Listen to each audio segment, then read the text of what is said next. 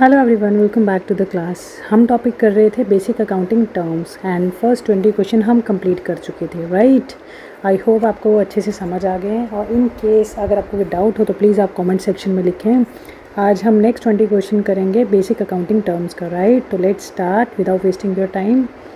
हमारा first question है, consider the following statements regarding bill receivable, and the statements are: bill receivable is written promise to receive money in future. It is treated as a current asset and it generally arises from credit sales, and bill receivable is shown under current liabilities. Right, ये हमारी statements हैं। First statement है हमारे पास, bill receivable is written promise to receive money in future. Right, ये statement बिल्कुल correct है। Bill receivable एक return document यानी बिल ऑफ एक्सचेंज या फिर बिल प्रोमिसरी नोट हो सकता है, जिसमें कस्टमर की किसी फिक्स डेट पर पेमेंट करने की रिटर्न प्रॉमिस करता है, इसलिए बिजनेस को फ्यूचर में पैसा रिसीव होगा, राइट। नेक्स्ट है हमारे पास, it is treated as current asset. Yes, ये स्टेटमेंट भी बिल्कुल करेक्ट है। बिल रिसीवेबल से बिजनेस को फ्यूचर में कैश रिसीव होता है, इसलिए बैलेंस शीट में इसे करंट एसेट के रूप में शो किया जाता है। एंड नेक्स्ट है, it is generally arises from credit sales. Yes, ये स्टेटमेंट भी बिल्कुल करेक्ट है। सबसे पहले बिजनेस क्रेडिट सेल करता है, उसके बाद कस्टमर पेमेंट की गारंटी के लिए बिल एक्सेप्ट करता है, इसीलिए bill receivable generally credit sale से अराइज होता है, राइट। नेक्स्ट स्टेटमेंट है, bill receivable is shown under current liabilities. ये स्टेटमेंट बिल्कुल रॉन्ग है। ये लाइबिलिटी नहीं है, बिजनेस को पैसा मिलना है, देना नहीं है, इसलिए बिल रिसीवेबल करेंट एसेट है। तो हमारा करेक्ट आंसर है statement 1, 2 and 3 only. Next question है हमारे पास, consider the following statements regarding bill payable, and statements हैं: bill payable is a written promise to pay money in future, it is treated as current liability, and it generally arises from credit purchase, and bill payable is a current asset, right. Statement 1 कहता है, bill receivable is a written promise to pay money in future. yes, ये statement बिल्कुल correct है। Bill payable एक return undertaking होती है जिसमें business future की फिक्स डेट पर एक फिक्स पेमेंट प्रॉमिस करता है। एंड नेक्स्ट है, it is treated as a current liability. ये स्टेटमेंट भी बिल्कुल करेक्ट है। बिजनेस को फ्यूचर में पेमेंट करनी है, इसलिए बिल पेबल करंट लाइबिलिटी है। एंड नेक्स्ट है, it generally arises from credit purchase. Yes, ये स्टेटमेंट भी बिल्कुल करेक्ट है। जब बिजनेस क्रेडिट पर गुड्स परचेज करता है और सप्लायर के फेवर में बिल एक्सेप्ट करता है तो बिल पेबल क्रिएट होता है, राइट। नेक्स्ट है, bill payable is a current asset. ये बिल्कुल रॉन्ग है। बिल पेबल एसेट नहीं है, ये पेमेंट की ऑब्लिगेशन है, इसलिए ये लाइबिलिटी है। तो हमारा करेक्ट आंसर है स्टेटमेंट 1, 2 एंड 3 ओनली। अगला क्वेश्चन है हमारे पास, consider the following statement regarding receipts. First statement है, every receipt is not necessarily an income. Second है, capital introduced by the owner is a receipt. Third है, loan received is a receipt. And fourth one is every receipt increases profit. Statement 1 है, every receipt is not necessarily an income. ये statement बिल्कुल correct है। Accounting में हर receipt income नहीं होती। For example loan received या capital introduced, ये receipts हैं लेकिन इनकम नहीं है। सेकंड है, capital introduced by the owner is a receipt. ये स्टेटमेंट बिल्कुल करेक्ट है। ओनर जब बिजनेस में पैसा इन्वेस्ट करता है तो बिजनेस को कैश रिसीव होता है, ये कैपिटल रिसिप्ट है, राइट, इनकम नहीं। नेक्स्ट है, loan received is a receipt. Correct, ये स्टेटमेंट बिल्कुल सही है। लोन रिसीव करना से कैश आता है, लेकिन फ्यूचर में रीपे भी करना होता है, इस लोन को हम कैपिटल रिसीप्ट कहते हैं। नेक्स्ट है, एवरी रिसिप्ट इंक्रीजेज प्रॉफिट। ये स्टेटमेंट बिल्कुल गलत है। सिर्फ रेवेन्यू रिसिप्ट प्रॉफिट बढ़ाते हैं, कैपिटल रिसिप्ट जैसे लोन या कैपिटल इंट्रोडक्शन प्रॉफिट को इंक्रीज नहीं करते। तो हमारा करेक्ट आंसर है स्टेटमेंट 1, 2 एंड 3 ओनली। नेक्स्ट है, consider the following statement regarding payments, and statements are: every payment is not an expense, purchase of machinery is a payment but not a revenue expense, payment of outstanding salary reduces liability, and every payment decreases profit. तो statement first है every payment is not an expense. ये statement बिल्कुल correct है। Business हर payment expense नहीं होती। For example machinery purchase या loan repayment, ये payment हैं लेकिन रेवेन्यू एक्सपेंस नहीं है। नेक्स्ट है purchase of machinery is a payment but not a revenue. ये स्टेटमेंट भी बिल्कुल करेक्ट है। मशीनरी परचेज से लॉन्ग टर्म बेनिफिट मिलता है, इसलिए कैपिटल एक्सपेंडिचर, रेवेन्यू एक्सपेंस नहीं है। नेक्स्ट है हमारे पास payment of outstanding salary reduces liability. ये स्टेटमेंट बिल्कुल करेक्ट है। आउटस्टैंडिंग सैलरी पहले से लायबिलिटी थी, जब पेमेंट कर दी जाए तो लायबिलिटी ख़त्म हो जाती है, right. Every payment decreases profit. ये स्टेटमेंट इनकरेक्ट है। अगर बिल्डिंग या मशीनरी खरीदी जाए तो पेमेंट होती है लेकिन प्रॉफिट डायरेक्टली रिड्यूस नहीं होता, इसलिए हर पेमेंट प्रॉफिट को डिक्रीज़ नहीं करती। और हमारा करेक्ट आंसर है स्टेटमेंट 1, 2 एंड 3 ओनली। नेक्स्ट है consider the following statement regarding gains and statements are gain is an increase in owner's equity from non routine activities. Profit on sale of machinery is the gain.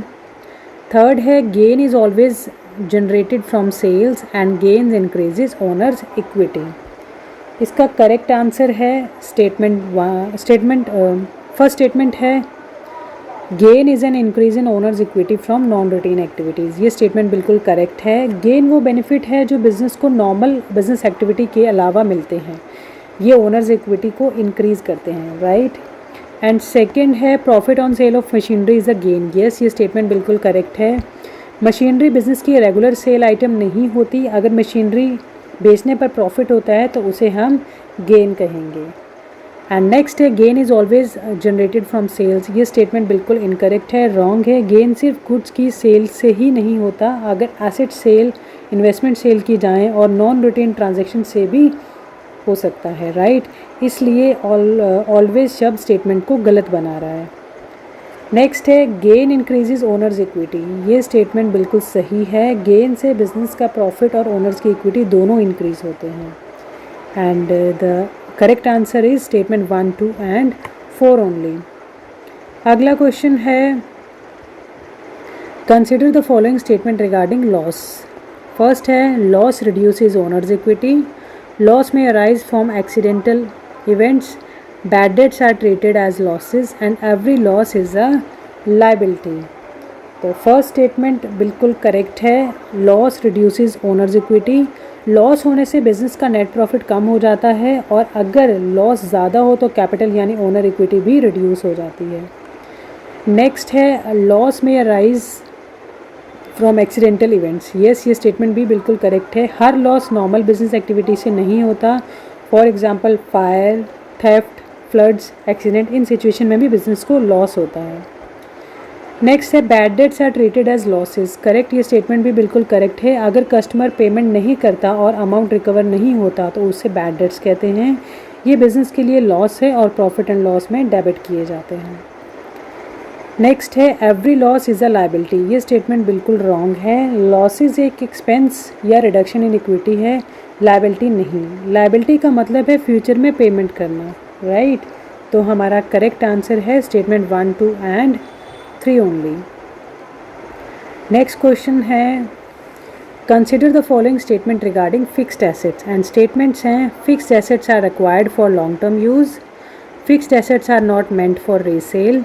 Machinery is a fixed asset and stock in trade is a fixed asset. तो first statement है fixed asset are acquired for long term use. Yes, ये statement बिल्कुल correct है। Fixed asset business में 1 साल से ज़्यादा समय तक यूज़ किए जाते हैं। For example building, machinery, furniture and land. Second है fixed assets are not meant to for resale. Yes, ये स्टेटमेंट भी बिल्कुल करेक्ट है। इन्हें बेचने के लिए परचेज़ नहीं किया जाता। इनका पर्पज़ बिजनेस ऑपरेशन में यूज़ करना होता है, वो भी लॉन्ग टर्म के लिए, राइट। नेक्स्ट है machinery is a fixed asset. ये स्टेटमेंट बिल्कुल करेक्ट है। मशीनरी बिजनेस में प्रोडक्शन या ऑपरेशन के लिए यूज़ होती है, इसलिए ये फिक्स्ड एसेट है। एंड फोर्थ स्टेटमेंट है stock in trade is a fixed asset. ये स्टेटमेंट बिल्कुल इनकरेक्ट है, रॉन्ग है। स्टॉक इन ट्रेड रीसेल के लिए होता है और ये करंट एसेट यानी इन्वेंट्री है। तो हमारा करेक्ट आंसर है स्टेटमेंट 1, 2 एंड 3 ओनली।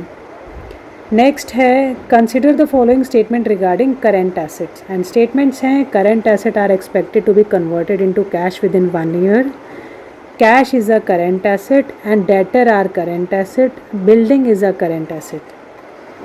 तो स्टेटमेंट 1 बिल्कुल करेक्ट है। Current asset are expected to be converted in cash within 1 year. Current asset वो एसेट हैं जो नॉर्मल ऑपरेशन साइकिल के अंदर अंदर 1 साल में कैश में कन्वर्ट हो जाती हैं। नेक्स्ट है cash is a current asset. ये स्टेटमेंट भी बिल्कुल करेक्ट है। कैश सबसे ज़्यादा लिक्विड एसेट है और कैश करेंट एसेट की कैटेगरी में आती है। नेक्स्ट है डेटर आर करेंट एसेट। ये स्टेटमेंट भी बिल्कुल सही है। डेटर से बिजनेस को फ्यूचर में कैश रिसीव होता है, इसलिए डेटर करेंट एसेट है। फोर्थ स्टेटमेंट है building is a current asset. ये स्टेटमेंट बिल्कुल रॉन्ग है, इनकरेक्ट है। बिल्डिंग को बिजनेस में लॉन्ग टर्म यूज़ के लिए लिया जाता है, परचेज़ किया जाता है, ये फिक्स्ड एसेट्स हैं, करेंट एसेट नहीं, राइट। तो हमारा करेक्ट आंसर है statement 1, 2 and 3 only. Next question है consider the following statement regarding current liabilities. और हमारी स्टेटमेंट्स हैं current liabilities are payable within 1 year, creditors are current liabilities, outstanding expenses are current liabilities and capital is a current liability। तो first statement हमारा बिल्कुल correct है। Current liabilities are payable within 1 year. Current liabilities वो obligations हैं जिन्हें generally एक accounting year के अंदर पे करना होता है। नेक्स्ट है creditors are current liabilities. Yes, ये स्टेटमेंट भी बिल्कुल करेक्ट है। क्रेडिटर्स को पेमेंट शॉर्ट टर्म पीरियड में करनी होती है, इसलिए ये करेंट लायबिलिटीज़ हैं। एंड नेक्स्ट है outstanding expenses are current liabilities. Outstanding salaries, outstanding rent, outstanding electricity bill, ये सब करेंट लायबिलिटीज़ हैं। फोर्थ स्टेटमेंट है capital is a current liability. ये स्टेटमेंट इनकरेक्ट है, रॉन्ग है। कैपिटल ओनर का इन्वेस्टमेंट है, ये करेंट लायबिलिटी नहीं है, राइट। तो हमारा करेक्ट आंसर है स्टेटमेंट 1, 2 एंड 3 ओनली। अगला क्वेश्चन है consider the following statement regarding long term liabilities. और हमारी स्टेटमेंट्स हैं they are payable after 1 year, long term bank loans are long term liabilities, debentures are long term liabilities, creditors are long term liabilities, right. तो statement 1 है they are payable after 1 year. Yes, ये statement बिल्कुल correct है। Long term liabilities वो liabilities होती हैं जिनकी repayment 1 साल के बाद करनी होती हैं, राइट। नेक्स्ट है long term bank loans are long term liability. Yes, ये स्टेटमेंट बिल्कुल करेक्ट है। अगर बैंक लोन की रीपेमेंट पीरियड 1 साल से ज़्यादा है तो उसे हम लॉन्ग टर्म लायबिलिटी कहेंगे। नेक्स्ट है debentures are long term liability. Yes, ये स्टेटमेंट भी बिल्कुल करेक्ट है। कंपनी जब डिबेंचर्स इशू करती है उनका रीपेमेंट जनरली कई सालों के बाद होता है, इसलिए डिबेंचर्स लॉन्ग टर्म लायबिलिटी है। एंड फोर्थ स्टेटमेंट है creditors are long term liability. ये स्टेटमेंट रॉन्ग है, इनकरेक्ट है। क्रेडिटर्स को पेमेंट जनरली 1 साल के अंदर करना होता है, इसलिए क्रेडिटर्स करंट लायबिलिटी है, लॉन्ग टर्म लायबिलिटी नहीं, राइट। तो हमारा करेक्ट आंसर है statement 1, 2 and 3 only. Next question है consider the following statement regarding tangible assets. First है tangible assets have physical existence. Next machinery is a tangible asset, furniture is a tangible asset, good is a tangible asset, right. तो ये question हमें tangible asset का concept पर based है, right. Statement 1 है tangible assets have physical existence. Yes, ये statement बिल्कुल correct है। टेंजिबल एसेट्स वो एसेट्स होती हैं जिन्हें हम देख और छू सकते हैं, मतलब टच कर सकते हैं, इनकी फिजिकल एग्जिस्टेंस होती है, राइट। नेक्स्ट है machinery is a tangible asset. Yes, ये स्टेटमेंट भी बिल्कुल करेक्ट है। मशीनरी की फिजिकल फॉर्म होती है और बिजनेस की प्रोडक्शन के लिए यूज़ होती है, इसे मशीनरी को हम टेंजिबल एसेट कहते हैं।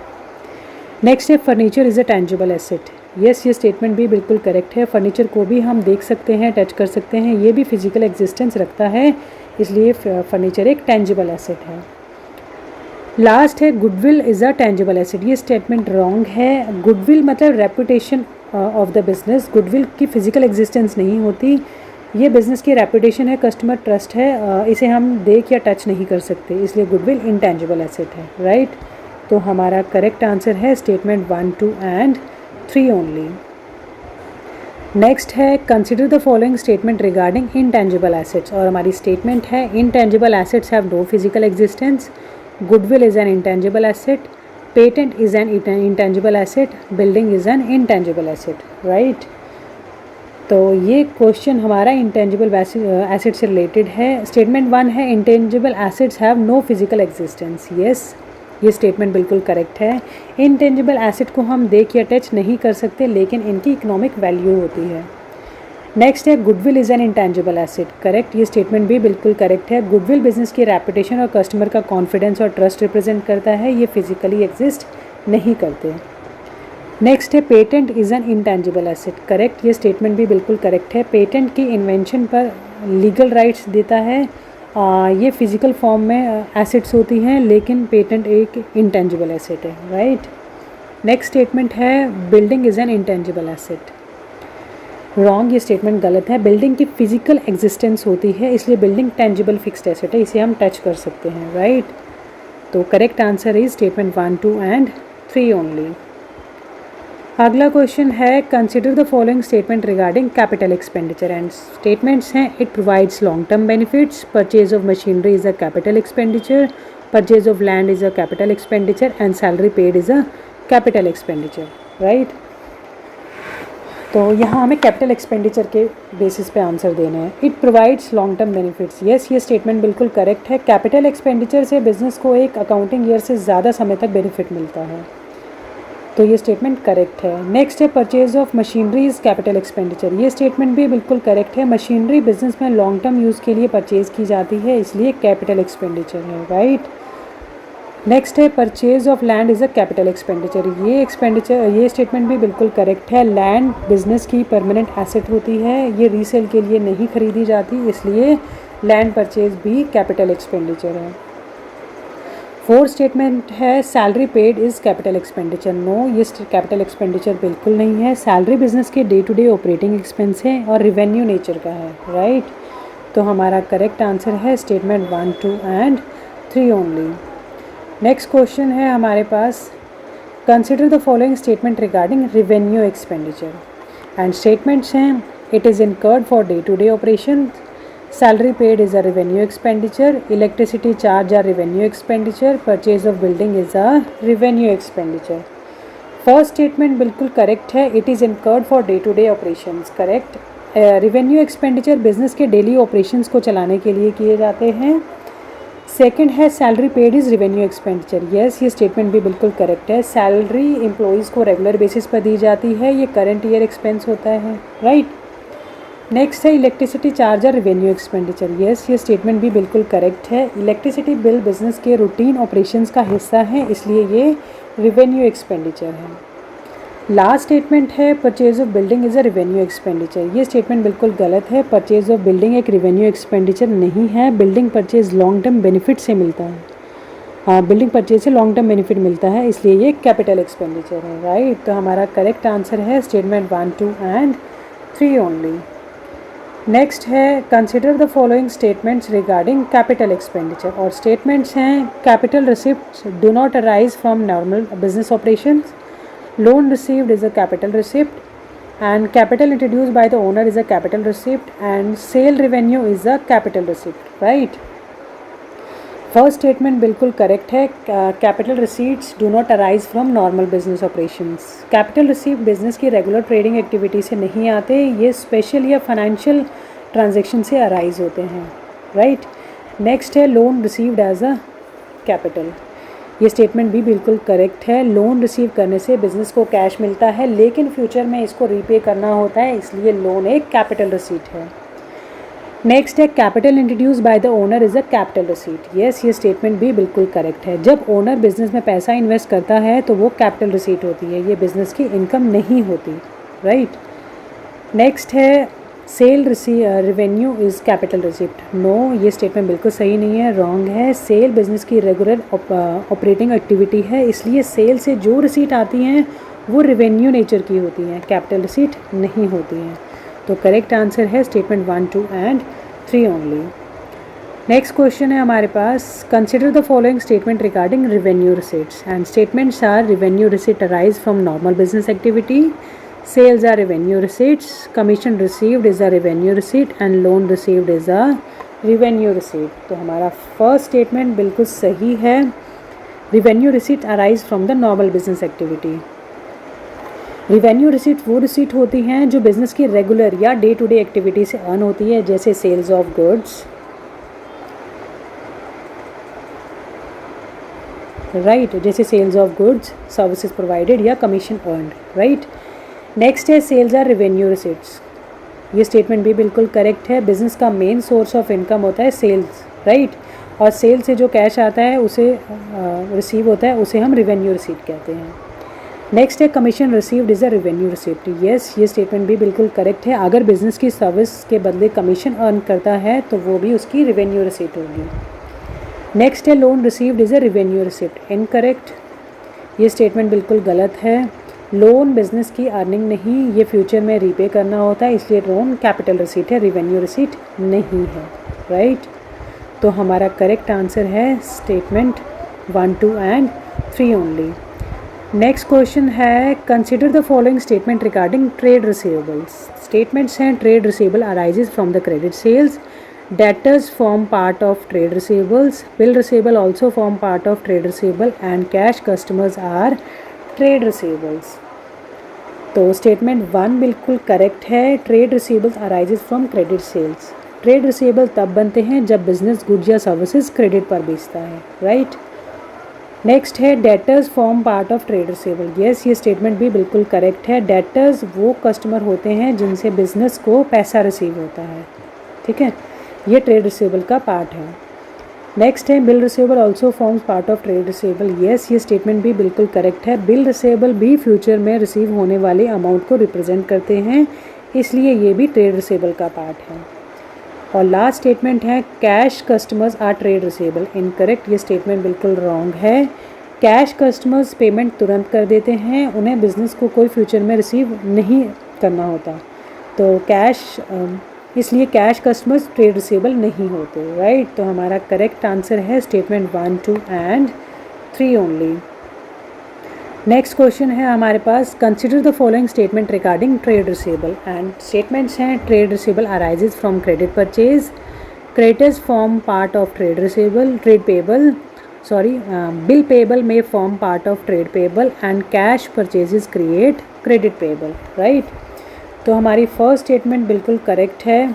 Trade payables arises from credit purchase. जब बिजनेस गुड क्रेडिट पर परचेज करता है तब ट्रेड पेबल क्रिएट होते हैं। नेक्स्ट है creditors form part of trade payable. Yes, ये स्टेटमेंट भी बिल्कुल करेक्ट है। क्रेडिटर्स वो सप्लायर्स होते हैं जिन्हें बिजनेस को पेमेंट करनी होती है, ये ट्रेड पेबल का ही मेन पार्ट होते हैं। नेक्स्ट है बिल पेबल में form part of trade payable. Yes, ये स्टेटमेंट भी बिल्कुल करेक्ट है। अगर सप्लायर के फेवर में बिल एक्सेप्ट किया गया है तो बिल पेबल भी ट्रेड पेबल का ही पार्ट बन सकता है, राइट।